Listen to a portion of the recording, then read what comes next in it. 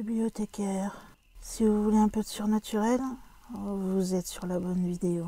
Surtout, n'oubliez pas de vous abonner, cliquez sur la cloche et laissez un petit like sur la vidéo. Ça fait toujours plaisir. Et maintenant, ouvrez bien vos oreilles.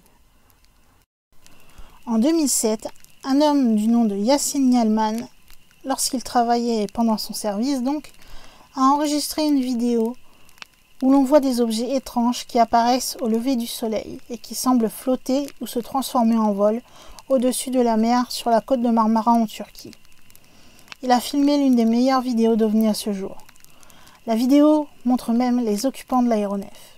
Cet événement va s'étaler de 2007 à 2009.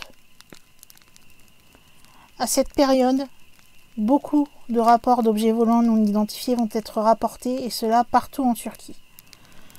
Les observations vont être faites par de nombreuses personnes qui vivent dans le village, et cela de nombreux jours et de nombreuses nuits. Aktan Akdogan va affirmer que beaucoup d'autres habitants dans les villages ont été témoins de cet OVNI. Entre mai et septembre, et on peut même inclure la première semaine d'octobre, on pouvait capturer des images d'OVNI. Les observations ne se produisaient qu'après minuit, généralement entre 1h30 et 6h du matin, mais personne n'a réussi à les capturer chaque nuit. En ce qui concerne Yalcin, il les a vus à peu près toutes les 2 ou 3 semaines. Cela pouvait arriver qu'il les voit 2 jours de suite. Ces vidéos ont été analysées dans plusieurs centres de recherche, mais pas seulement en Turquie. Et nous sommes arrivés à la conclusion qu'elles étaient réelles. De plus, on voit des habitants à l'intérieur de l'objet. Aktan Akdogan continue en disant « Pour moi, en tant que chercheur, avec ce que j'ai vu durant 24 ans, cette histoire est le moment clé de l'ufologie. » J'ai même trouvé une petite interview de Yalcin avec un journaliste. Le journaliste lui demande « Yalcin, que pensez-vous de ces vidéos que vous avez filmées durant ces 3 années ?» Premièrement, je dis merci, car je pense qu'il est important de savoir que l'univers est rempli de vie intelligente, et que ce n'est pas limité à notre planète. L'opportunité qui s'est présentée était chanceuse, alors j'ai pris la décision de continuer à filmer.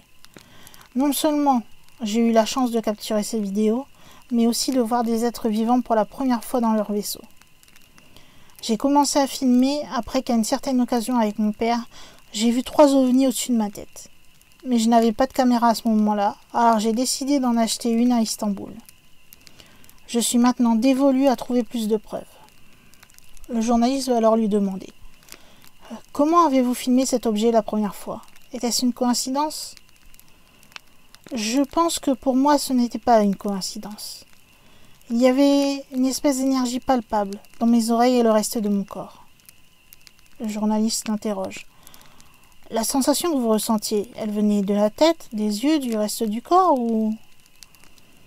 C'était une espèce de sonnerie dans mes oreilles, comme un son mécanique. Peu après, je ressentais la présence de l'objet et la sensation qu'elle s'accentue avec les années. Je sens, comment dirais-je, cette présence à l'intérieur de moi. C'est comme une pression sur ma poitrine et dans ma tête. J'ai beaucoup d'autres expériences avec des symptômes similaires.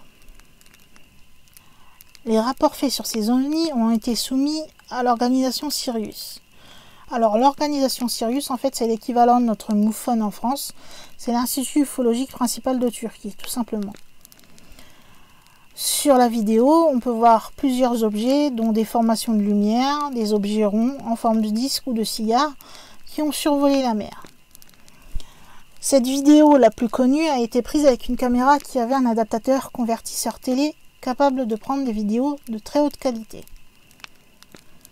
Le Conseil national pour l'étude scientifique et technologique, que l'on appelle plus simplement le TÜBİTAK, s'est emparé de cette vidéo et l'a analysée avec comme intention première de démontrer qu'il s'agissait d'un canular réalisé avec des modèles réduits et quelques trucages numériques.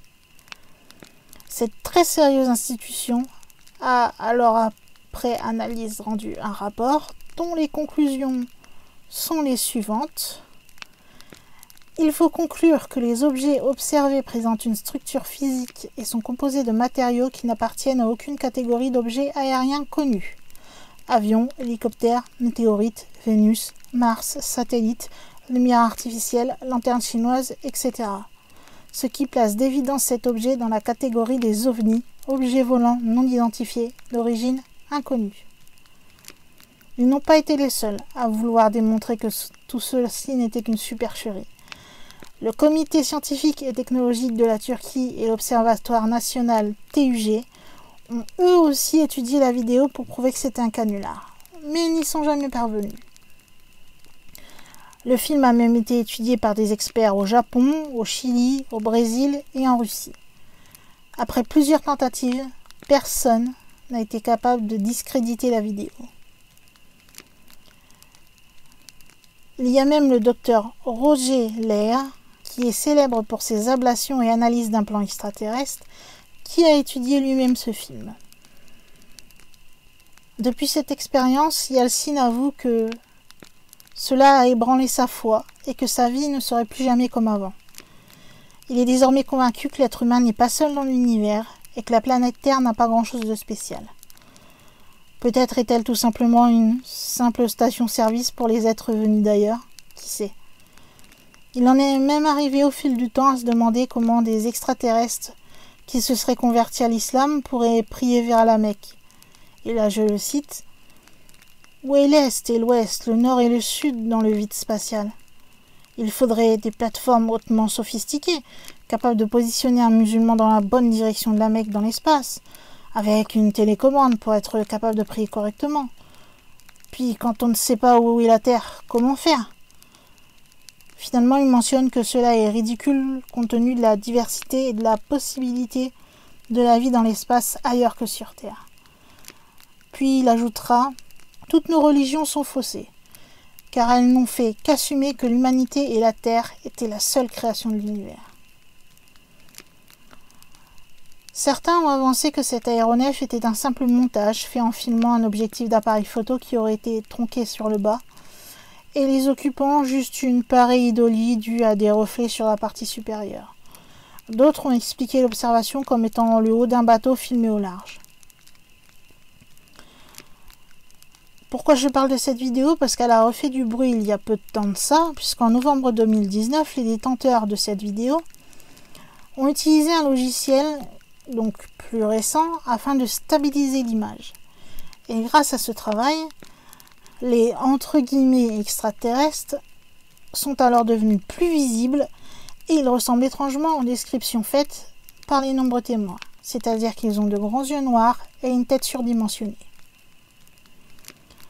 Au final, de nombreux amateurs d'OVNI considèrent les observations en Turquie comme les plus authentiques observations d'extraterrestres jamais réalisées dans l'histoire de l'humanité. On appelle ce phénomène, donc au niveau de la mer de Marmara, l'incident d'un ovni de Kumburgaz. Les mystères entourant ces observations, donc de 2007 à 2009, restent encore aujourd'hui sans réponse.